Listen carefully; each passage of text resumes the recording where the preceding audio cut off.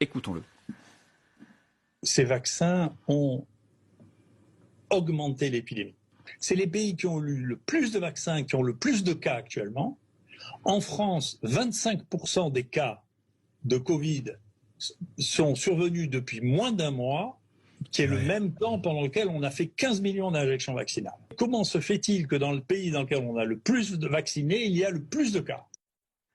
Voilà, vous l'avez compris, André Berkoff qui recevait le professeur Raoult. Fanny, on pose les affirmations, vous nous dites clairement si c'est vrai ou si c'est faux. La première, les pays les plus vaccinés sont les pays les plus touchés par l'épidémie aujourd'hui.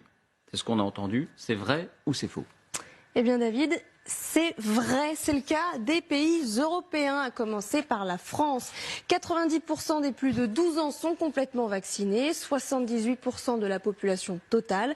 Et quand on regarde les contaminations, eh bien la France est le 3e pays du monde le plus touché, derrière Chypre et derrière l'Irlande.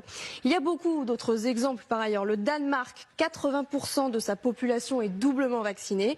Et il est, vous le voyez, le 5e pays européen en termes de contamination. Encore plus frappant, le Portugal, 90% de personnes totalement vaccinées, un record en Europe, et il est le 6e pays du continent pour les contaminations. Et on pourrait en citer beaucoup d'autres, l'Espagne, l'Italie, la Belgique, ou même Israël, l'un des pays les plus vaccinés du monde, en tout cas en ce qui concerne la population adulte. Et là-bas aussi, Omicron s'emballe.